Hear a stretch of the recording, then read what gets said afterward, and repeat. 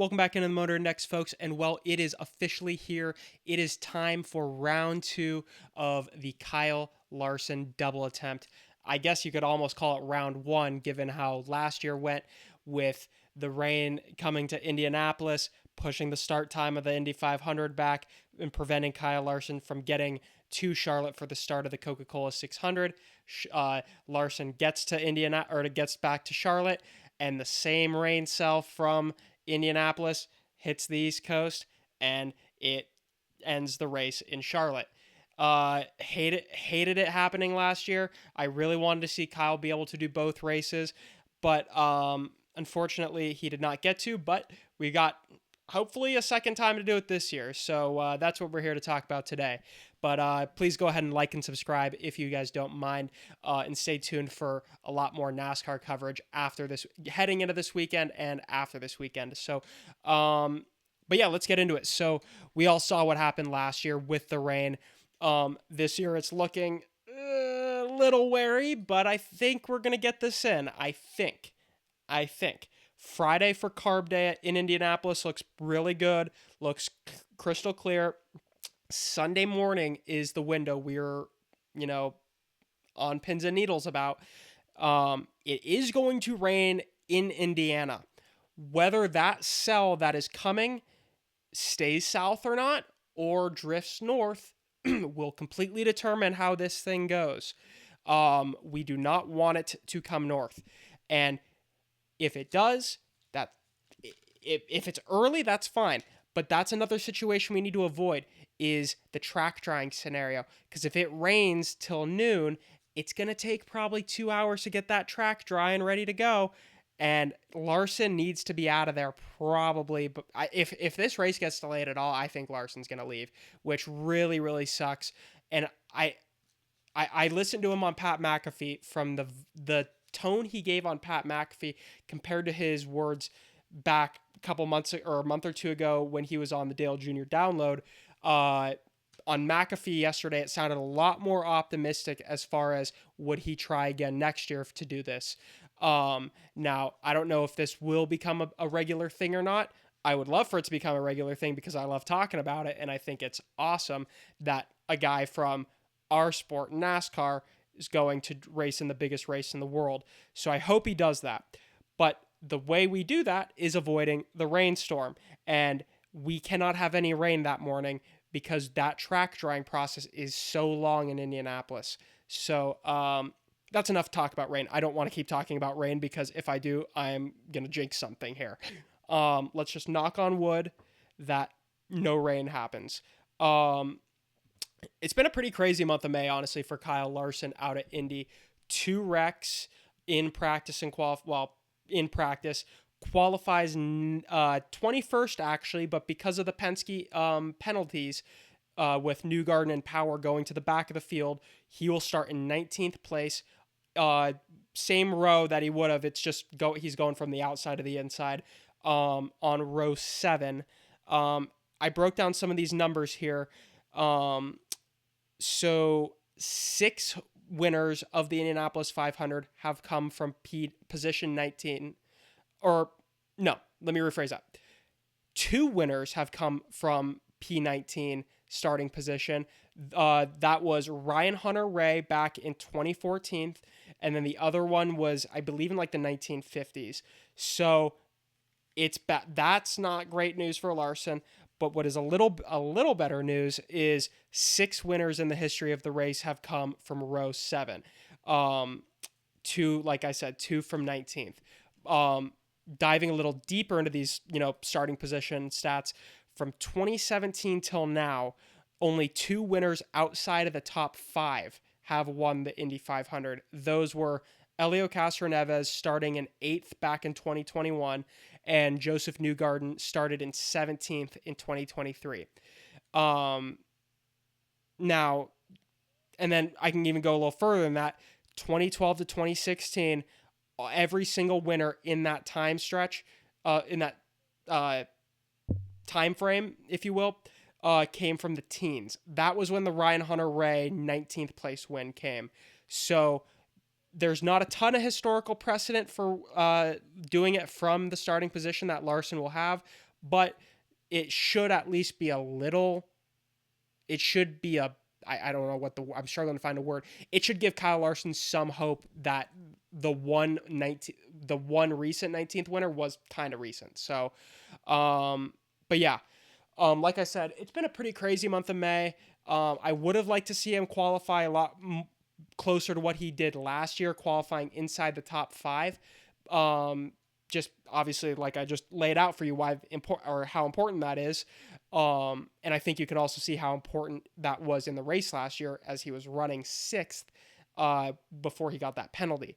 I think a big part of why he struggled in practice and qualifying, and B, why I'm pretty, let's just say, not optimistic about his chances of winning, is the new car and the hybrid engine, because with that system, it's added a lot more weight to the back of the car, and we've seen a lot more crashes than usual in the month of May so far at IMS.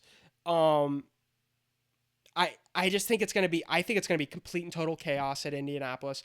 I think that race is gonna be crazy. I think there's gonna be a lot of wrecking, and could be Kyle Larson. We all know how aggressive he is in the NASCAR. We even saw it last year with him pushing that razor's edge coming into pit road and then locking the tires and getting that penalty.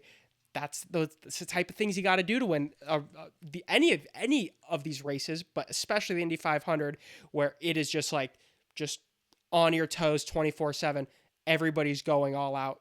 That, like, you just got to be careful with the aggression levels, because especially with a race like this, where I think those aggression levels, if you maybe rein them back a little bit, some guys in front of you might take themselves out. So that's kind of how I see this playing out, I think. And also the other aspect is the with the hybrid system is, I don't know what exactly the term they use, but the boost or whatever they're calling it, like, that could play a completely different factor than any other Indy 500 we've ever seen. So how that looks, I don't know exactly. It's going to be really interesting to watch. I'm not sure how this is going to play out. As far as what would be a successful day for Larson, he's already said it. I'm just rehashing what he said. Finish on the lead lap, preferably in the top 10, but really, it's most importantly, finish the race on the lead lap. That's, I think, what would be a huge success at Indianapolis. But if I'm going to get greedy, I would like to see him finish in the top 10, maybe even the top 5, and in a dream scenario, win the race. So let's, I guess, turn our attention to where Larson will be turning his attention after that race, which is the Coca Cola 600 in Charlotte. Won the race in 2021, led 327 laps that day. I believe it was between him and Chase Elliott that day.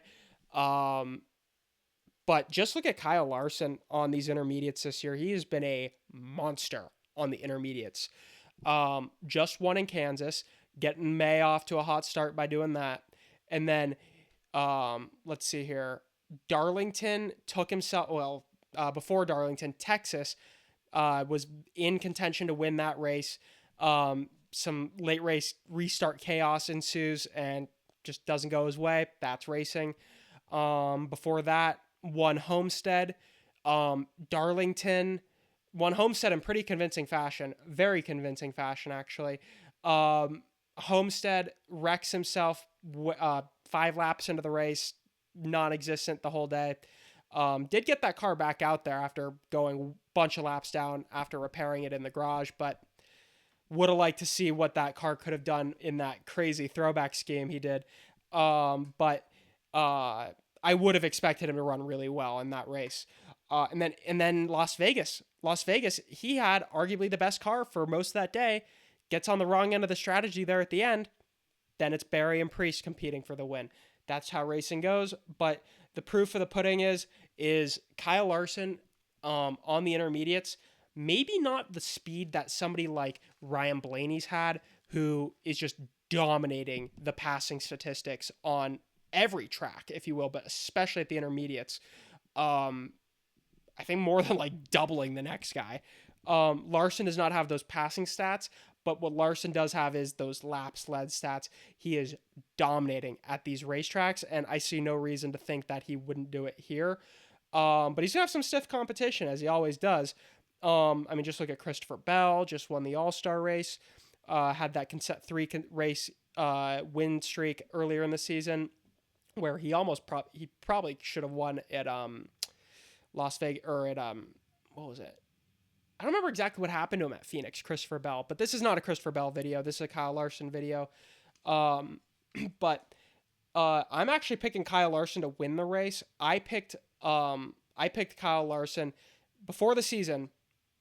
I picked Larson would win the Coca Cola 600 and finish top 5 in the Indy 500. Now, do I think the Indy 500 aspect of that prediction is a little ambitious? Absolutely. Of course it is.